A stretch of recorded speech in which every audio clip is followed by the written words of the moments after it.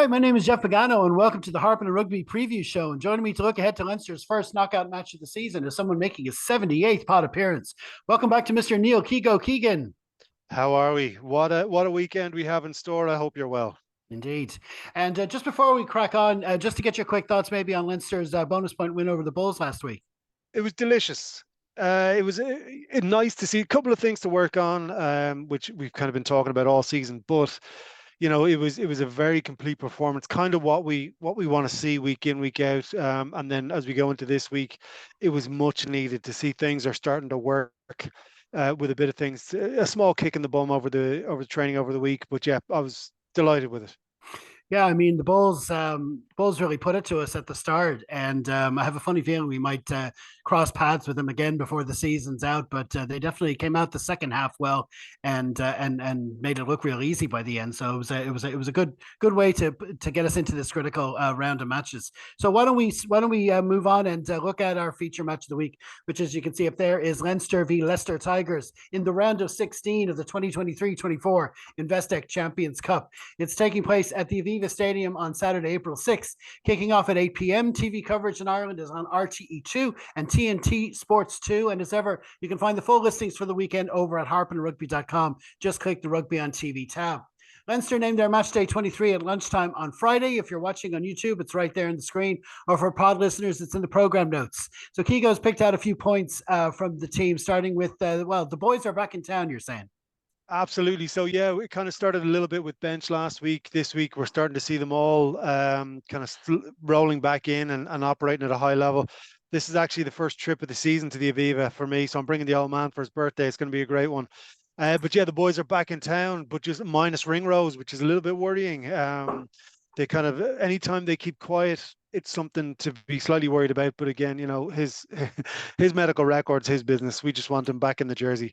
But no, it's great. We could see Osborne start. And we're going to talk about the two Rosses in a sec. So it's like a great mix of the guys coming back, gagging for it. And then there's also faith shown in players who have kept the ship afloat while the lads were away. So it's a great selection. Yeah, the injury report during the week had a big section in the middle under the heading "Further Assessment Required," and there were like 8 players, all of which we would have wanted to see included in this 23. And we kind of mixed fortunes. We ended up with 4 of them, which is actually more than I thought. But delighted to see Hugo Keenan's name there. I thought he was going to be out for longer, but as you say, Ringrose, it's a bit of a worry that he could be out for longer. But still, you'll take what you can get, and it's a strong lineup. And for your second point, you want to, like you say, you want to mention two Rosses from the team. Yeah, it's great. So, Maloney coming in there in the second row, it's a great vote of confidence for him. 500 caps or something at this stage. Really, really great in that jersey. And so for him to be in a big game is a real vote of confidence for him. Not that he needed it, but he's got the experience. But it's great for him to get in there and start. And similar to Ross Byrne, we want him to come back. We want him to kind of finish off whatever he needs to finish off in terms of career-wise. He's a long way to go yet, but for him to start is a great vote of confidence for him also. So I think the two Rosses are gonna get in there. They're gonna have time to play the game, and they're gonna be able to put their stamp on it, which is great.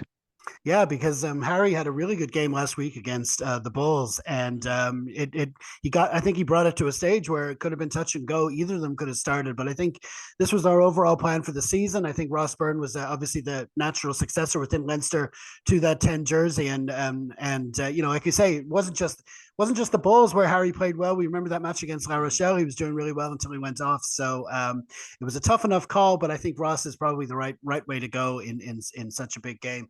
And as for Ross Maloney, we know we're doing without James Ryan. He's another one of those names that we're going to do without for a while, but no problem. Ross Maloney slotting in, yep. And no better man to start alongside Joe McCarthy. And for your third point, you wanted to talk about one of our more versatile players. Yeah, well, see, that's the problem. Versatile. Like I think Jordan Armour's getting a bit back in the day when Luke Fitzgerald didn't have a position because he played in all the positions. And I think Larmour, while it's great, but we have a 23 in Kieran Frawley who's going to work his way through, probably ending up at 10. But he's our 23, and I'd love to just see Larmour in one position for a relative period of time because he's a class player, brilliant, but by the time he gets used to being in one spot, then they shift him over to a wing or they shift him somewhere else. So, it's great to be blessed with that talent and that skill.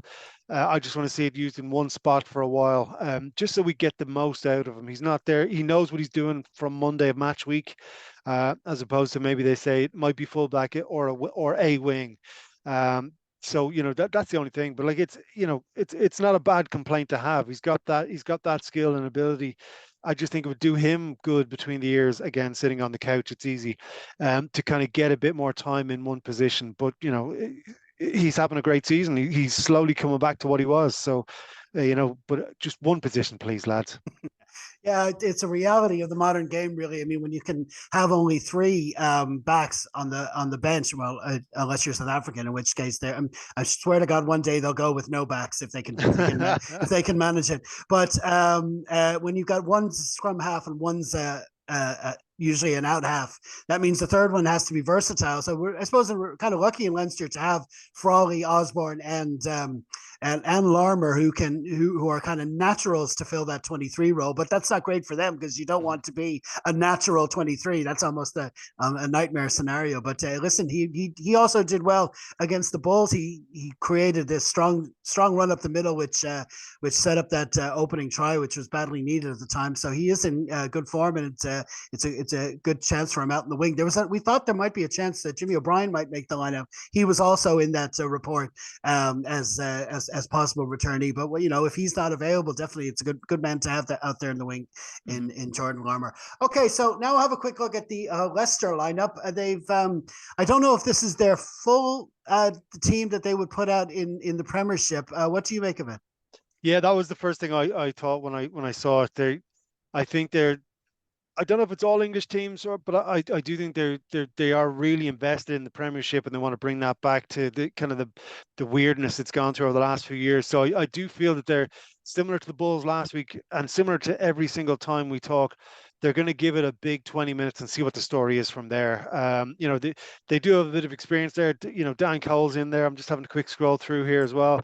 And they've got bits of experience dotted around, but there's also, whenever you see on these apps, when you see the players don't have a picture in the jersey, it means they're not necessarily up to scratch. So I think similar to the Bulls and fair play to the Bulls last week, we're going to get a big 20 minutes. We're going to get a big loud Aviva roar that's going to frighten them, and then we'll see them kind of retreating, which is retreating back to the Premiership, which I think is what's going to happen.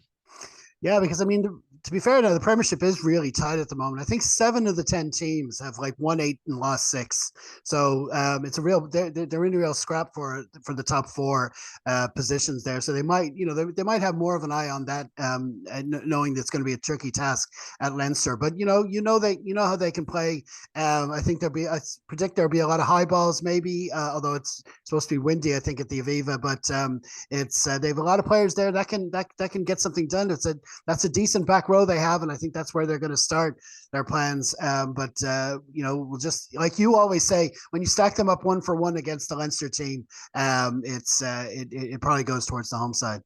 I was just going to say really quickly about the back row with Baird starting. The speed that's going to come out of that number 6 side is going to be really, really. I don't think that their back row can handle our back row, but I think the speed coming out of Ryan Baird is petrifying. It's fantastic to watch live.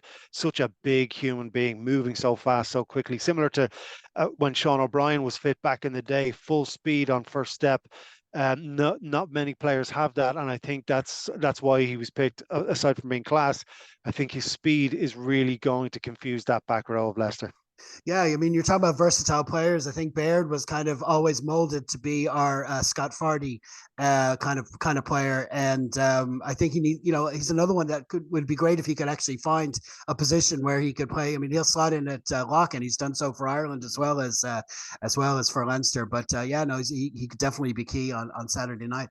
Okay, so a quick look at the officials. You can see there it's an all French team with Pierre Brosset holding the whistle. Now the weather for Ballsbridge. There's a yellow wind warning. Apparently, it's supposed to be dry, which is good. but the winds could get up to 67 kilometers an hour. So maybe I was talking about the Leicester Tigers putting up high balls. That would make it very interesting if there was any kind of a wind there, but we'll see what happens there. But it's supposed to be mainly clear, 9 degrees in the evening, mild enough. So we'll see if that has any effect on the game. So before we move on, there's other matches going on this weekend in the Champions Cup. Has any of them caught your eye? Well, I'm going to be shipping over to the Challenge Cup on Sunday, Connacht and Pau. I haven't seen the Connacht team yet.